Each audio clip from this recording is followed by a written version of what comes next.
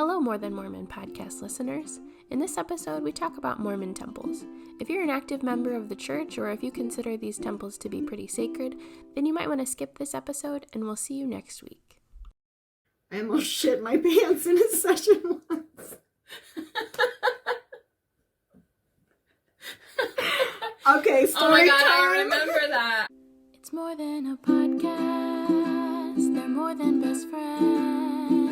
It's more than an hour of laughing and crying and then going back to laughing again.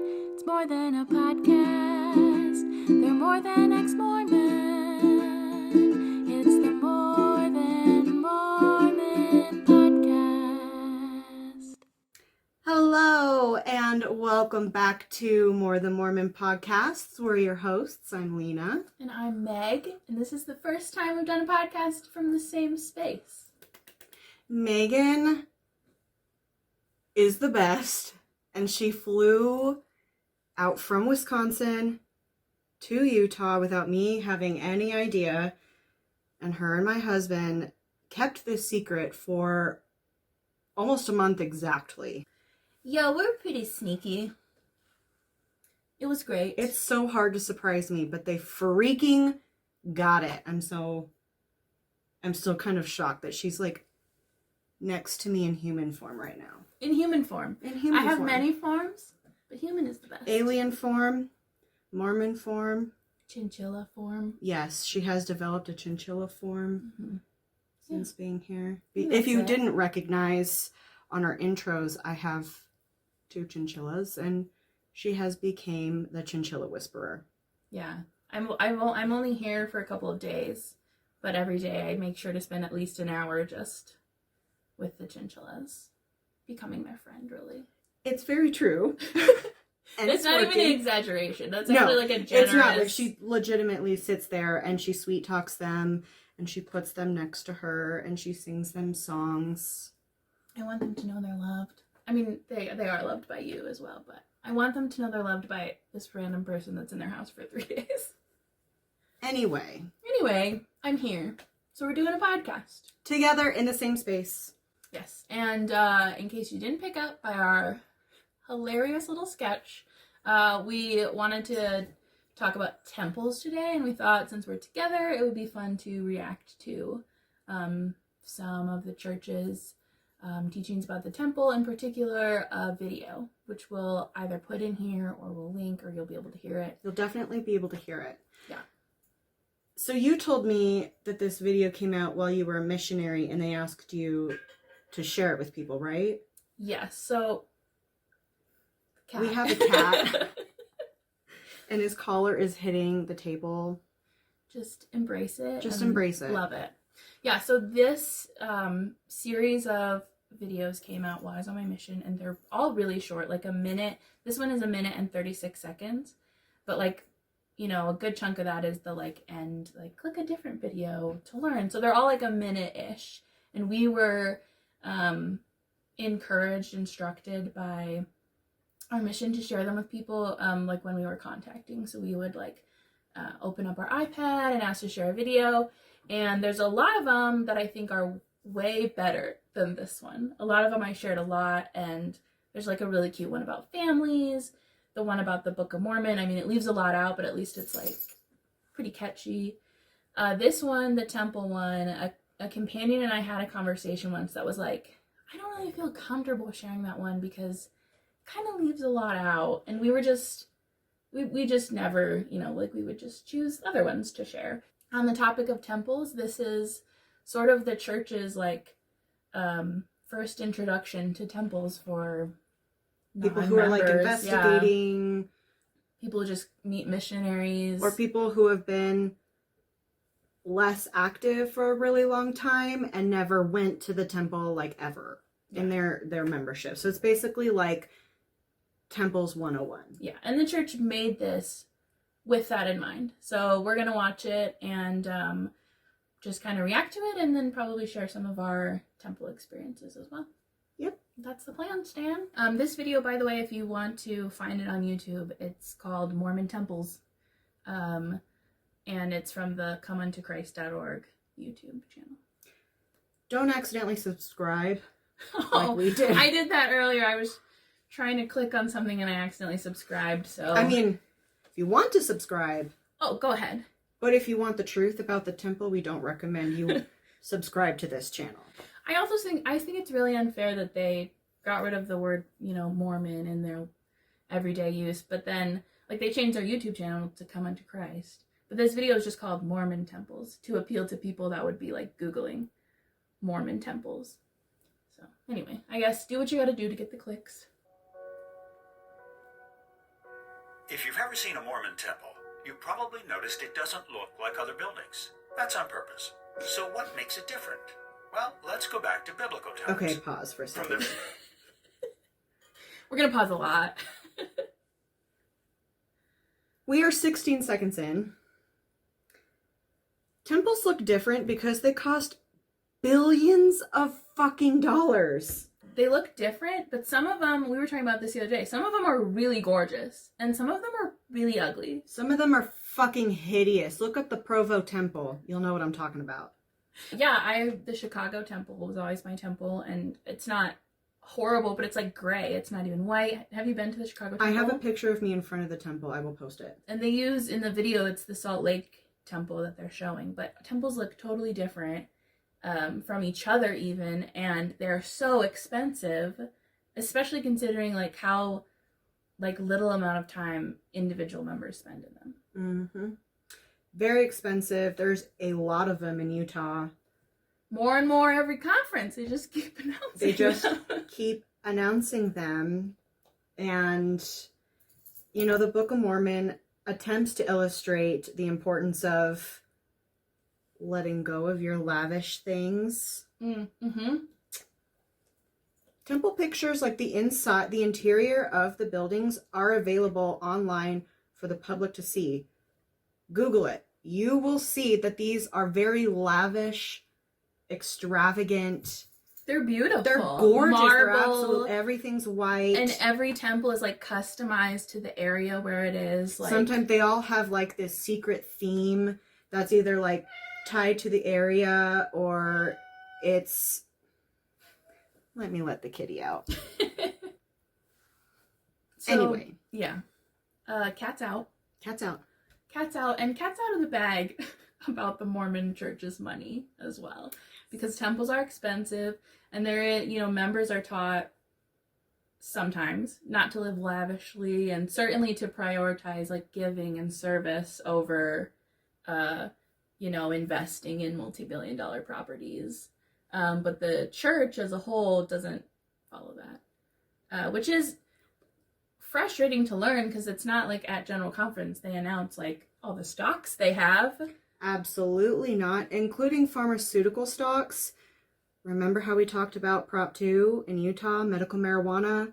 Of course the church wouldn't want to use something God put on this earth to heal people. The church wants to make money through their pharmaceutical stocks in order to build this rainy day fund that they have. Rainy day fund, which in this article I was reading it to Lena earlier, but the rainy day fund, which I think that's not clear what that means, what it's for.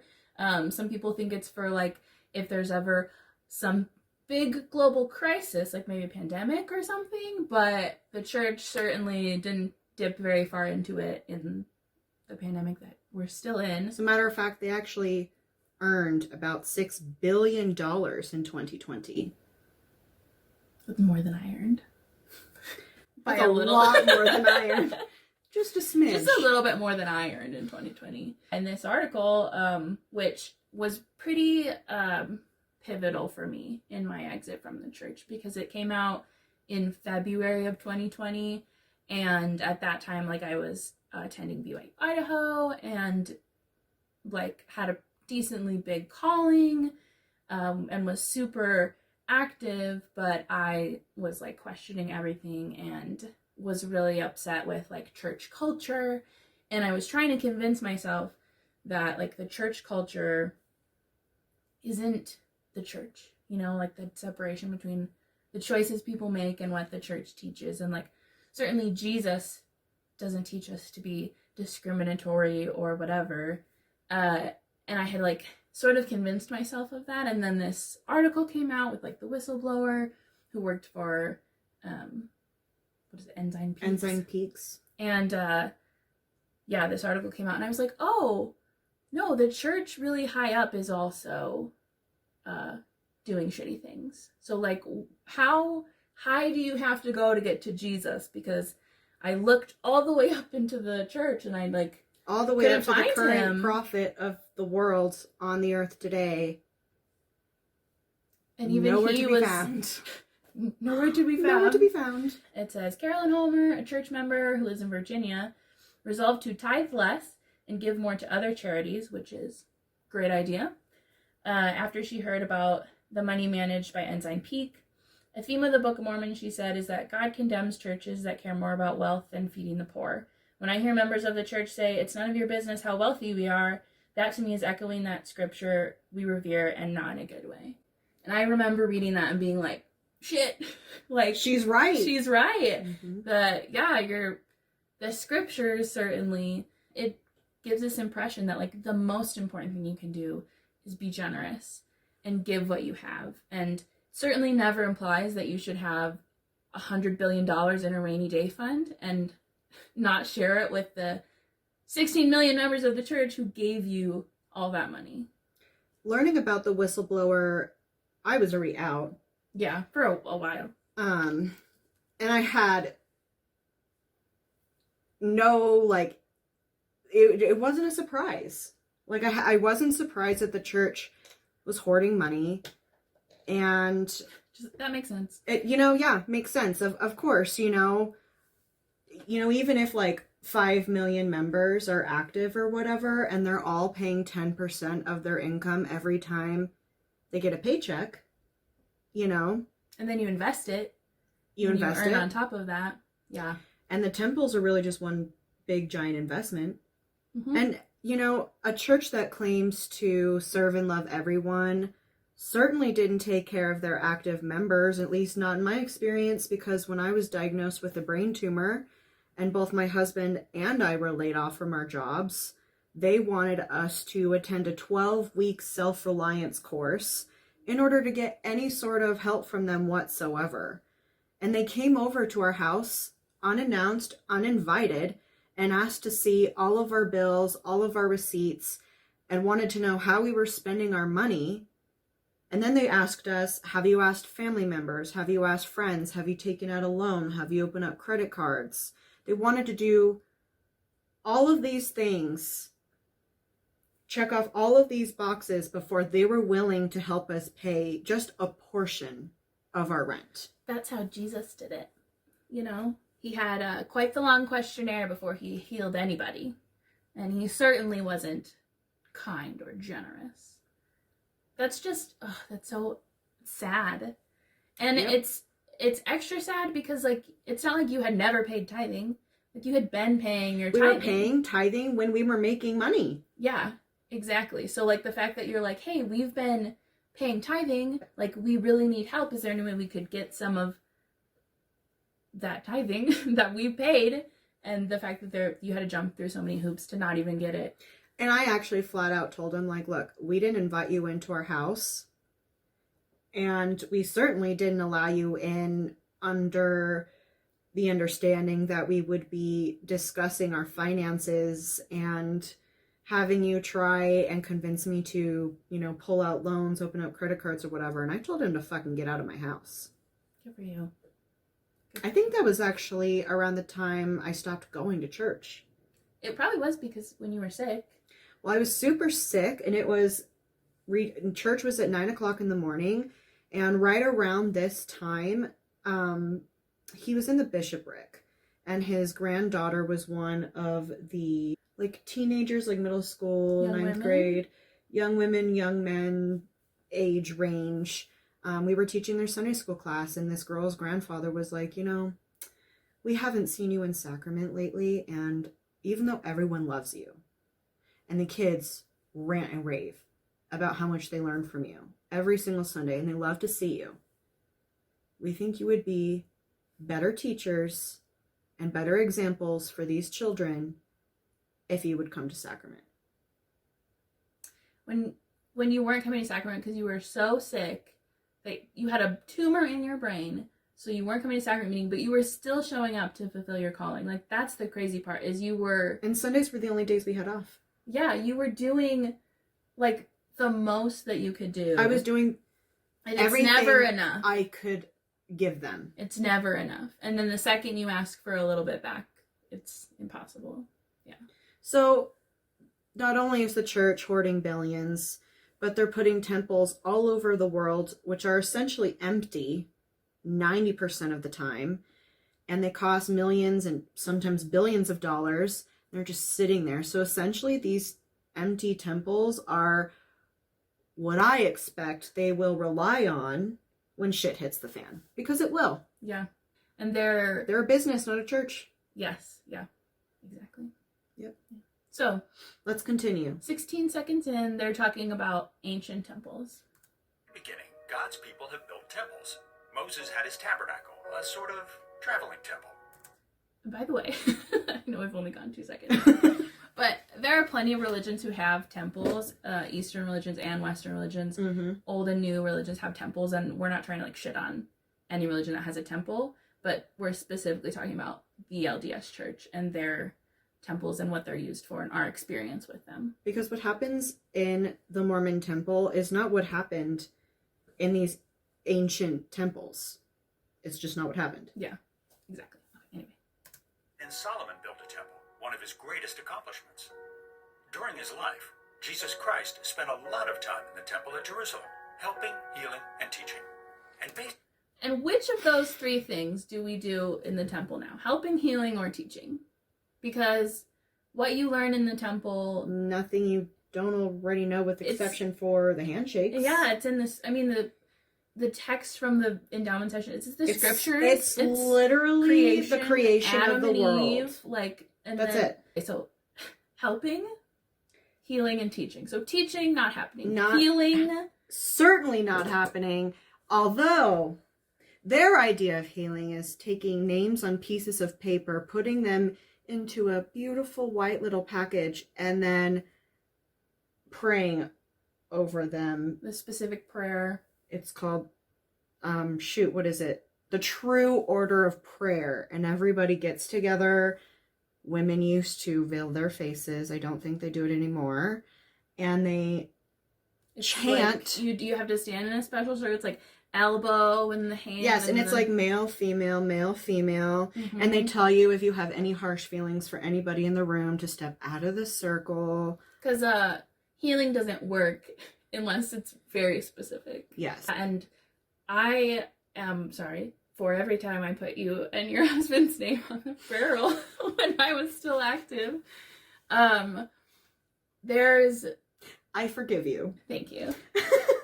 There's just this, like, when you know someone who's hurting, like, of course you're gonna be like, okay, like, what's the, like, quickest way to get to heaven? And it's like, you're in the temple, you get the prayer roll, and I would write down, like, tons of people's names. Like, pretty much anyone I knew who was, like, inactive or investigating, I would write down names of people who were, like, sick, just people in my ward that I didn't even really know, or, like, you know, just anyone who, you know, you felt needed extra love, and that was, you just kind of, like, hoped that it worked, because then, and you write the names down, and then they just kind of randomly get put into a session and prayed over, so you don't get to see your own. You never know, like, what names are in the stack when you're in the session. Who knows if there's anything in there. If there's actually anything, you know what? I've had that thought. Have you? Like, it's just like this empty bag. Or, like, what if it's like, you know how old people always carry a lot of tissues? It's all the old lady tissues. They pick them up off the floor after a session. It's the ones that, like, fall out of your pocket. Yeah, you don't know what's in there. But that's their idea of healing. And, I mean, I guess they could say that you're healing when you get your initiatory, because they're like, I bless you with health and strength. Well, and even just attending the temple, like, is supposed to bring you blessings. Like, going out of your way, making that sacrifice. Like, living in Wisconsin, I always had to drive, 2 hours to the Chicago temple, 4 hours to the Minneapolis temple. Like, that's a sacrifice. There's gas, there's time, there's energy. And you know, the desire to go, being worthy to have a recommend, blah, blah, blah. Just like putting in the effort is supposed to bring you blessings. But Right. you go into the temple and like, what is the healing? What is the healing that happens in the temple? Because I've gone in to the temple feeling great and left with a headache. So like, you know. I almost shit my pants in a session once. Okay, story Oh my god, time. I remember that. I had just gotten to in Rexburg. Oh my god. This is so fucking funny. So, I'm having a shot because if I'm going to tell this really embarrassing story of myself.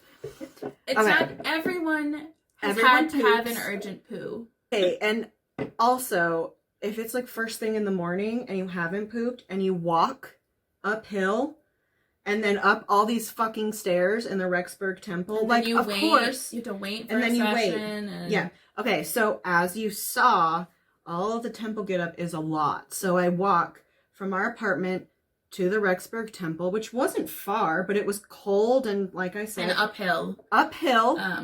And like, remember, very fat, coming home from the mission, very fat. Well fed. Well fed. I'm sitting in the waiting room, and I feel fine, and I feel calm. We were roommates, so she had been, and I wasn't in doubt at the time, so she had been like, I'm just gonna go do a session, you know, I'll be back in a couple of hours. And Praying for my future husband. Yeah, and I was just like, okay, whatever. Oh, Meanwhile, she's taking a shot. And I'm picturing her having this, like, beautiful spiritual experience, and she comes back 20 minutes later and tells me this story. Well, and probably was 40 minutes because I was in the bathroom for a really long time. So I'm in the waiting room. I feel fine. And we get into the session, and I'm, like, in the middle. And it's a full session. Mm-hmm. And so, to give everyone a picture, it's almost like an auditorium with, like, a hallway down the middle. So, like, women sit on one side, men sit on the other. There's rows, and I'm literally, like, in the middle. Like, there's people on both, you know, everywhere around me. And so the little, like, movie begins, and I almost always fell asleep. And so I remember praying, like, anything to help keep me focused and awake, because I had just gotten to Rexburg and I was, like, about to start school. Well, be careful what you pray for. Be careful what you fucking pray for in the temple, because it just might happen. So I'm sitting there and I'm, like, praying, and all of a sudden I, like, feel that little gurgle, and I was like, oh, fuck. And it, like, comes again and again. And it's the worst. I start to sweat. It's so embarrassing because there's no, and it's not like you can't get up and go to the bathroom. But everyone is going to see you. It's embarrassing because you have to, like, be like, everyone sees you stand up, everyone sees you, like, excuse yourself, everyone knows you don't leave unless there's, like, it's so embarrassing. It's humiliating. something going on. Yeah. So I was like, okay, I will wait for the first outfit change, and I will slide myself out of the session. No one will know. And in my head, the first outfit change was a lot sooner than it actually was. It's a while. It's a long time. It's a good I'd say it's a good, like, 20 minutes. I mean, I know they cut it down now. Yeah, but it's a good 20 minutes or so. Yeah, it's still, it's not. There's a good chunk before there's, like, a sort of natural break. Yes. Where you could excuse yourself. Yes. And so it got to the point, like I said, I'm sweating. I'm, like, breathing really heavy. Now I'm praying not to shit my pants in all white. In a dress. Sitting on a white chair in a dress. And in Rexburg, you know everyone in that room. You're going to, like, have English class with the homie sitting next to you. I spoke in state conference at BYU, Idaho. Guaranteed there were people in that session who knew who I was. So they're like, they see you speak at state conference. And they're like, hey, that's the girl who almost shit her pants. That's the girl who almost shit her pants. So... Oh my god. And Mormons love to know celebrity Mormons, so I'm sure they loved it. I cannot believe I'm telling this story to a public platform right now. Like, anyone who's ever met David Archuleta, like, don't shut the fuck up about it. And meanwhile, like, in Rexburg, people are like, I met the girl who almost shit her pants in the temple. I was stopped by some dude. He was like, hey, are you that tattooed convert girl who spoke in state conference? Which is funny to look back on, because anybody who was there knows that they did not fix the little podium, and it was like this. Because I'm fucking short. Anyway, I'm like, how do you recognize me? You saw this much of me. Anyway, back before people wore masks. Back before people wore masks. Way easier to recognize Way people. easier, yes. So I call the little old temple lady over and I'm like, I'm so sorry, I need to use the restroom. And she goes, okay, just 1 second. And she walks over and she tells one of the men, like, helping officiate the session, they stop the video, turn the lights on. Oh my gosh. And she escorts me Oh my god. out. The only reasons that would happen is if you're gonna, like, poop or barf or you're going into labor, like, or you just suddenly are like, the church isn't true. You should have screamed that on your way out. That's, like, less embarrassing It would have been. Yeah. And so she shows me where the restroom is. And so in the Rexburg Temple, the restroom has, like, this little, like, waiting room almost right before you, like, go into the bathroom. And the one she led me in was just, like, a one toilet, like, huge bathroom, which of course echoed horrendously. And I did not know that she was standing outside of the door the entire time. And, like, a few minutes pass and she goes, sister? You should have just been like, I've been translated. Are you? I'm not in here anymore. She goes, ma'am, are you okay? And I was like, yep, I'm okay. Still sweating, right? Holding on to, like, the little railing. She goes, would you like us to like, stay and, like, hold? I'm like, no, just continue the session. I'm gonna be a minute. Oh my god. It was embarrassing, and I don't know if I ever actually went back and did a session after that. I'm not gonna lie.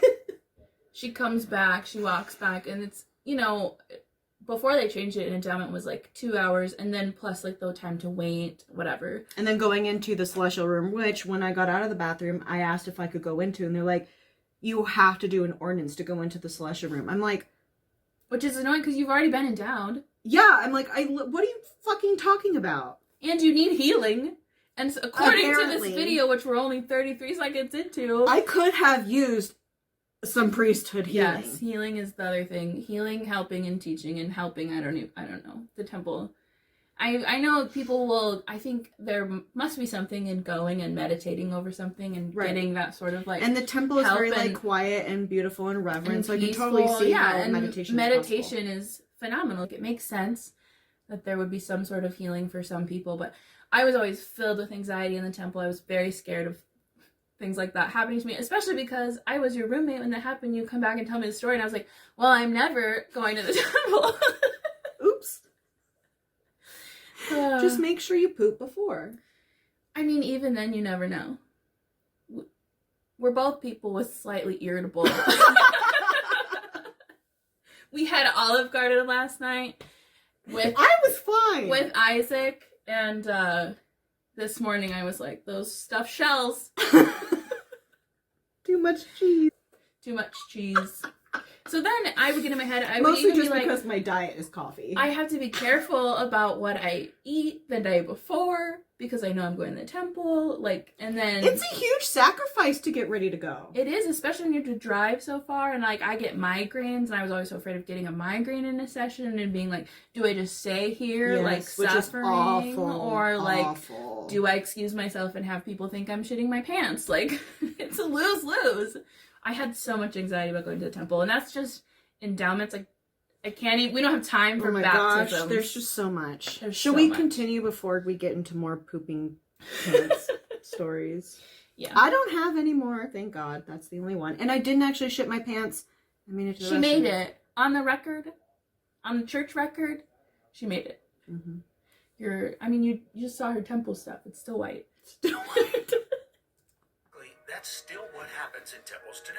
No, it's not. No, it's not. Let me show you. You're not actually going to show us, though. This is the thing. Inside the different rooms. Let me show you. Opens up to a cartoon. A cardboard And you're not actually allowed to look through the temple. Even when they have open houses, they guide you through it. You're not allowed to just like walk through and enjoy it on your own. And even you as an endowed member, you're like, can I just sit in the celestial room for a minute? And nope. they said no. It's like, let me show you but what my happens. tithing money paid for this fucking bitch. Why not? That's a great question.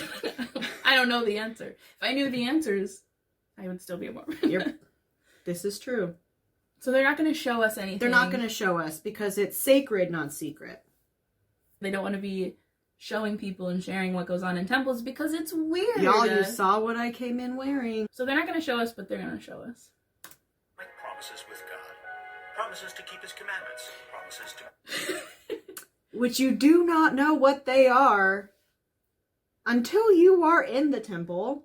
And before you know what they are, before anything begins, while you're sitting there all dressed in white with all of your loved ones around, maybe even your future eternal companion, and they say, if you are not ready to take on the covenants and be serious about it, then you can leave. Then you can leave. You can get up and leave. And they like pause. They like give everyone like a moment if they want to get up and exit the room. Who the fuck's gonna do that? Not me. Like, how nice of them to offer that before you even know what you're going to covenant to do. So there's zero informed consent when it comes to going to the temple. I was only prepared for what was to happen because I had seen the anti material that's online about what actually happens in the temple, and having seen that material and having gone to the temple and participated in these ordinances a lot, I can tell you that it is real.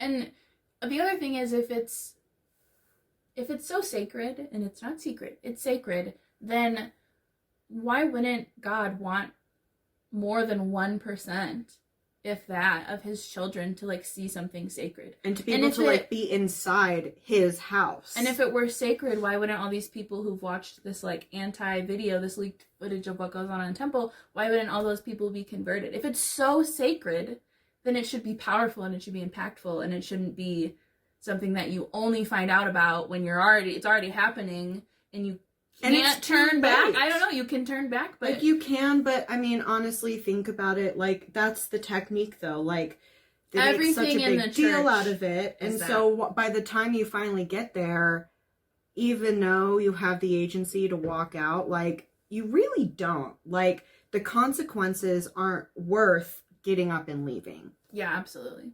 Yeah, and it's like that with everything in the church. Like, they share, you meet missionaries and they share all the good stuff. And then you're like, great. And then they're like, okay, but you have to be baptized. So then you do the work to get baptized. And then, you start learning more things. It's like, great, but you have to go do the temple. Or you have to get sealed. Or you have to every future blessing you're looking towards, there's all these things you have to do to get there first. And you don't know that at the start. When I was baptized, I didn't know I would have to go to the temple at all. I don't even remember if I learned about temples. And if I did, it wasn't impactful enough for me to understand what was going to happen. Well, remember when you said that no one had showed you garments until I did? Yeah. No, you're not allowed to look. You're supposed to like buy them before, leave them in the package, and then you go into like this initiatory, that's not the word. Initiatory. You go into this initiatory session, and they put you in what looks like a white paper sack. They didn't do that when I went through. Really? Yeah. When I went through, they changed it. So, because it used to be naked back in the day. I wasn't naked. And then they upgraded a few times to... Well, the drape used to be, we went from like naked to like a drape with like cutouts on the sides. So you were technically covered top to bottom ass, but everything else. I mean, I'm sorry. I have tank tops that like cut real down. You see the whole boob. Which is fine. I have good boobs. Which is fine. And the initiatory is something that's done, like most things in the church. Men and women are separated. But unlike most things, the women do... They are allowed to perform these So your blessings. boobs might be out, but there's a woman doing it. But when I went through, I went into a little changing room. The normal, you put your stuff in the locker and you change. But it was same thing. I like went and I bought my garments, and like my mom and my friend's parents came with me, so they like helped me like pick them out and pick out my my dress and whatever. And then I went into the temple and changed into my garments, like put them on for the first time, and my temple dress. and then did my initiatory, and that's how they do it now. So I had just my garments, and so I had heard conflicting things. So I put my garment on, and then I'm like holding my bra, and I'm like, what do I do with this? The bra and garment situation I could talk about for a million years, because it is... I was specifically told the garments are always closest to your skin, always. Bra over. I was told that, but I was told by other people it's okay to wear it under if that's more comfortable, or if you need that support, then that's allowed. I've also heard allowed. Ridiculous. Well, and I had to go to the doctor on my mission. I had to get an ultrasound on like my kidneys and my gallbladder and stuff, and like how awkward for this like ultrasound tech to like lift my shirt up and my garments and my bras and my shirt. There's so many layers. Yep. And it's 100 degrees outside. She's like, oh, and you're also 5 shirts. You're also not to show anybody these garments unless they're like endowed. They're not supposed to go on the floor. You're supposed to wash them separately from everything else. Even if you're not a woman or a menstruating person, you sweat. So things go yellow and gray, and you're supposed to not bleach them. Yeah, you're supposed to buy new ones, and they always are supposed to be like coming out with like these styles. They're hideous. I felt so gross about my body because I was literally covered. Collarbone, You're just like a white potato. Me, just a big fat potato. Which nobody wants a skinny potato. I'm sorry. Look at this. I am not a fat potato. I mean, sometimes I am. But as a Mormon, I was a huge fat potato. And there's, I did enjoy the garments under the skirt situation because... Chafing, very preventative. So I can... props to Heavenly Father for that one. But I can commiserate. The other, like, they're hot, they're uncomfortable, it's awkward, it's hard to explain to people, yeah. And you don't know about it, really. I mean, I'm sure if you're raised Mormon, you probably know more than we did, because you see, like, your parents, whatever, wearing them. But, like, as a convert, my missionaries never mentioned that. Like, no one really mentioned it up until I was, like, getting ready to go on my mission and then get endowed. You make covenants to keep commandments, and you do, but you don't really know what those commandments are, and there's so many of them, and they're really confusing, and it's everything from... wear your garments every day and, keep the law of chastity all the way up to, like... No loud laughter. No loud laughter? I am the queen of loud laughter, okay? Like, God, why doesn't God want us to laugh? And we're not loudly. He made our voices joyful. He made our sense of humor. We're supposed to, like, you would think Satan would be the one who doesn't like laughter. Or, like, light-mindedness. You're also supposed to give all of your time, talents, money, and everything you have or will have. Up to and including your life, if necessary. Yes, that is a covenant I made in the temple. Me too. To the Church of Jesus Christ. To the Church of Jesus Christ of Latter-day Saints. Not to Jesus, not to God, to the Church of Jesus Christ of Latter-day Saints. And no one thinks to mention that before you go. And I literally made a promise to give them everything I have. Which, the name of this covenant is the law of consecration. Because you consecrate everything. So, surprise. If you're thinking of going through the temple, now you know. Now you won't be as surprised. Promises to share what we have to help take care of each other. Promises to share what we have to help take care of each other. Unless they have a brain tumor and they've missed a couple sacrament meetings and you haven't seen all of their financial records. Or unless there's a global pandemic and there's billions of people all over the world in need. Who don't have food. But you need your $100 billion rainy day fund. Because Mormons believe families are eternal, temple... Conditionally. Yes, they are not eternal in their own right. They are eternal if you and everyone that you want to love forever obey the law of tithing, the law of chastity, attending church, keeping your calling, saying your prayers, reading your scriptures. Worthy to have a recommend, attend you need to to temple, be worthy receive the to ordinances. hold a temple recommend. And then you need to be sealed to them. Yes. Which was so frustrating for me being a convert, and my mom joined the church, but that was it. And it was like, I'm doing all of the things that I'm supposed to do, and I'm not sealed You're to a anyone. modern day pioneer. I'm a modern day pioneer. All of my posterity forever will be grateful for my sacrifices.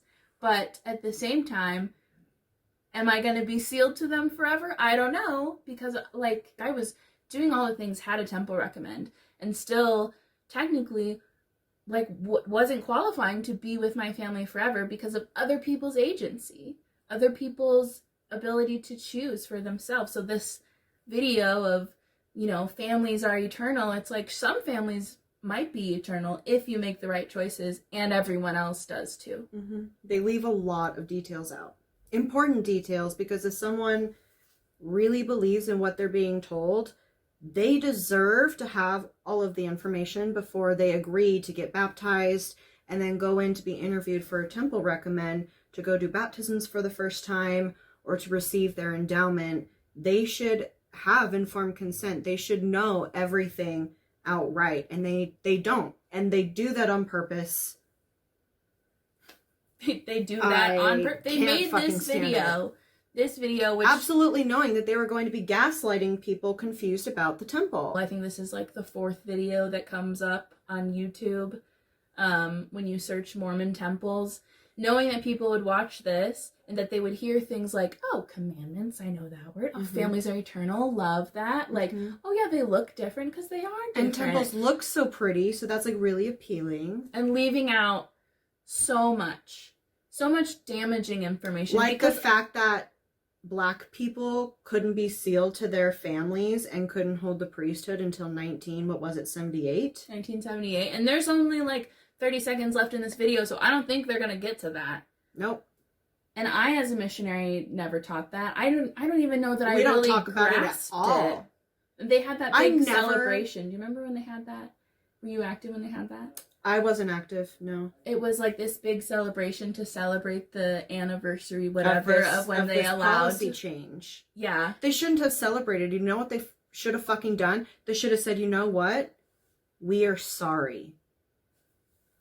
End of discussion. And period. Because that should have been it. When you're a member of the church and you're not the church, when you fuck up, you have to repent. Like, the repentance process is so important. And it requires saying sorry to everyone that you may have harmed. Confessing what you've done and apologizing. Making it right. And then not doing it again. Yeah. And instead they literally threw a party. Woo! We were only racist for like 100.5 years. No big deal, guys. But now we're not. So, you know. Now we're just homophobic and transphobic. We're moving on to bigger and better things. Garbage. Like this video. Like this video. Are performed to last forever, so families can always be together.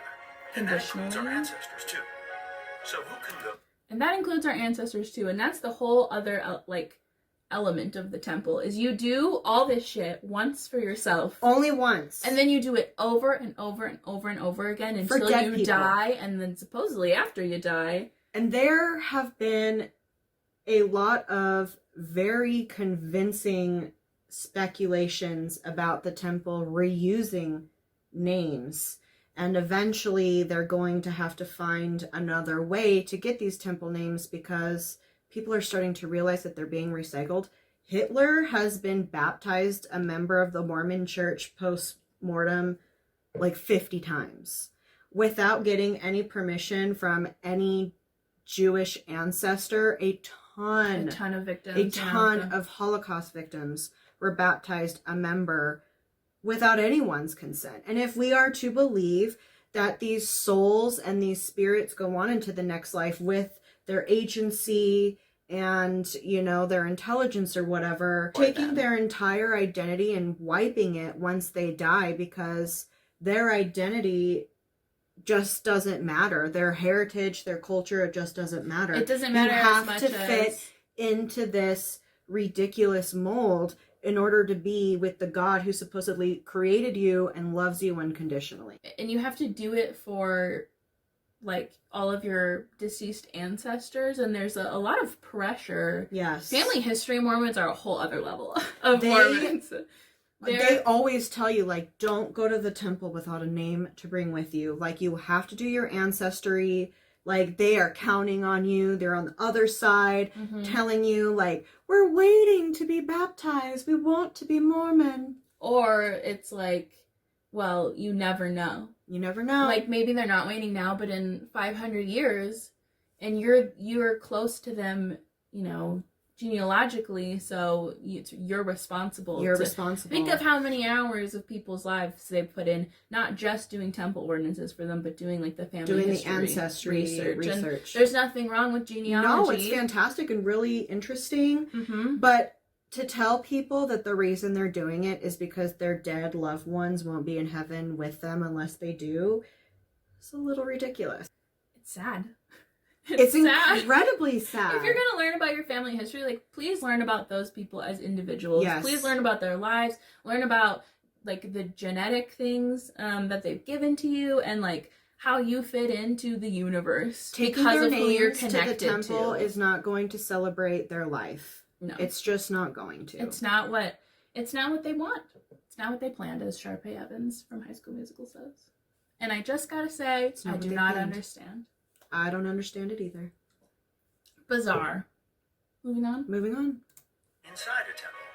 Well, at first, everyone. When a new temple is built. But like she said, at first everyone can go in, but it's and guided then it's tour. blessed and it's set apart for the sacred holiness of what happens inside, which means until it's set apart and blessed or whatever, Jesus cannot be inside. And it's... Which is why all of us heathens are allowed to enter. On a tour. On a guided tour. You're not allowed to just wander and enjoy the beautiful architecture. You have...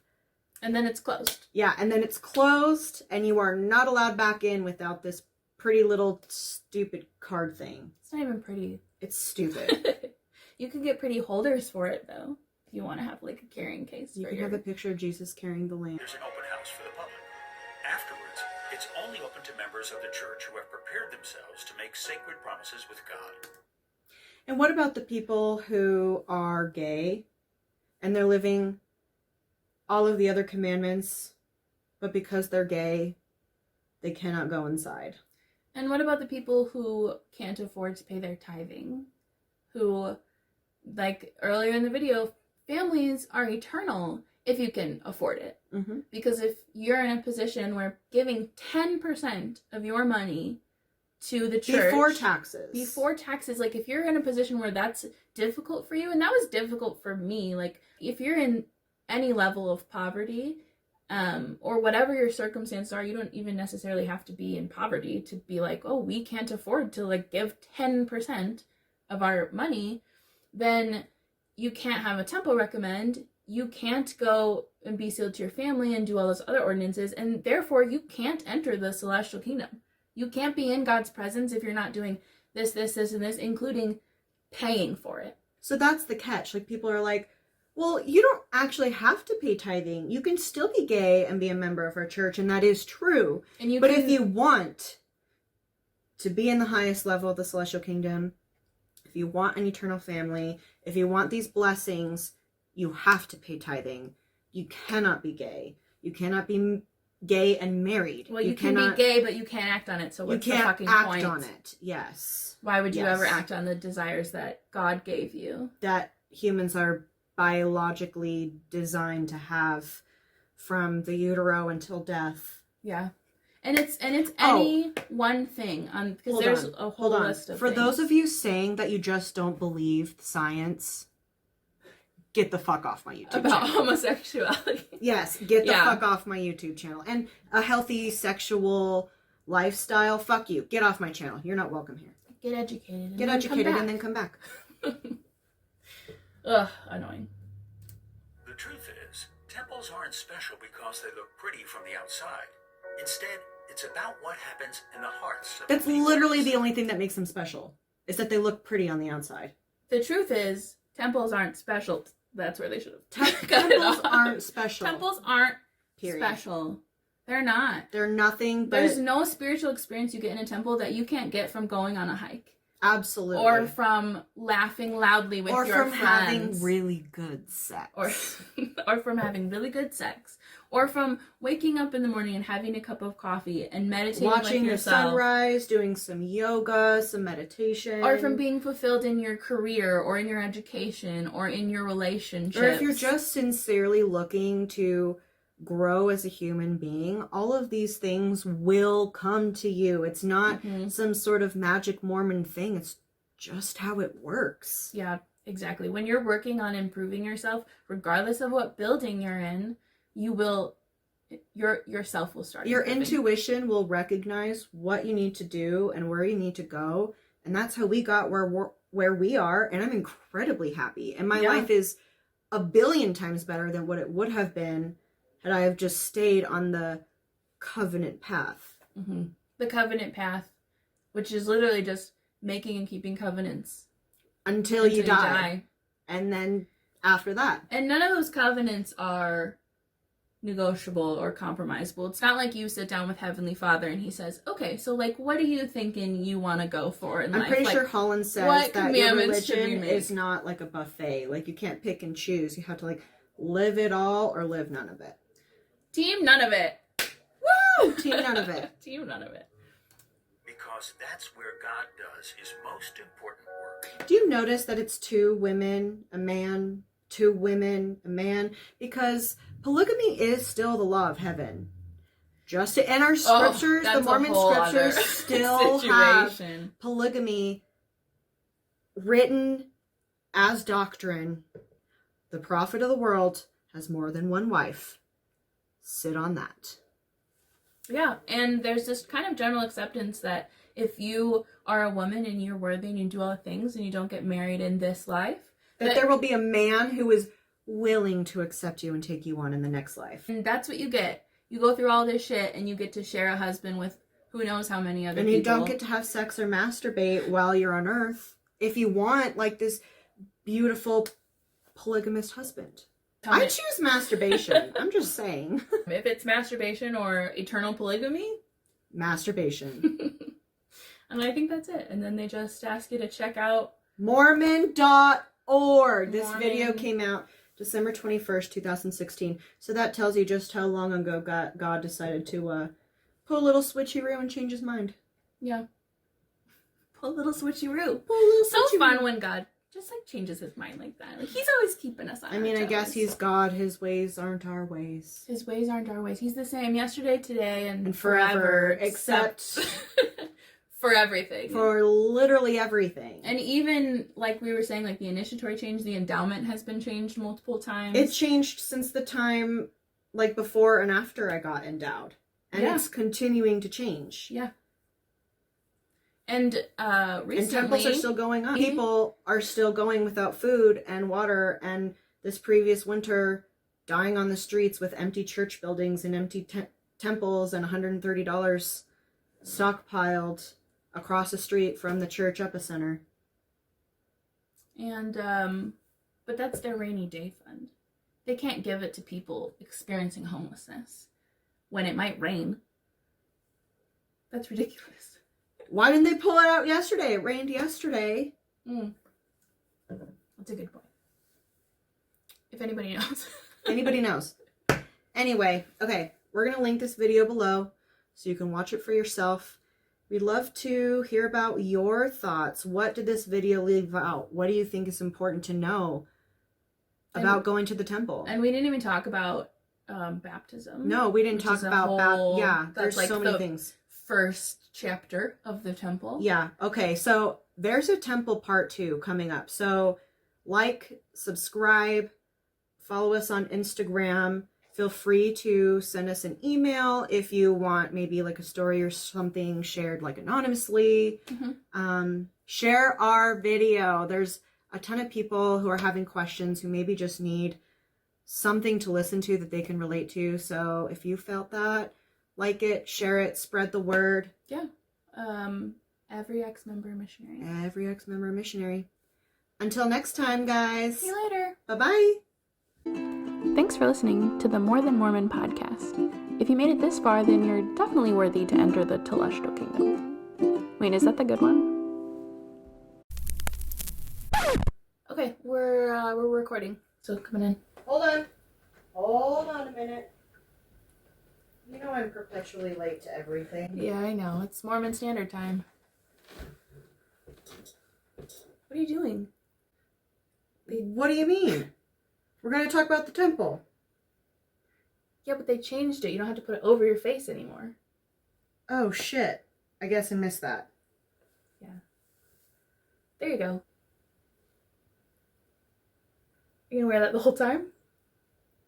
Fuck no, I'm getting out of this.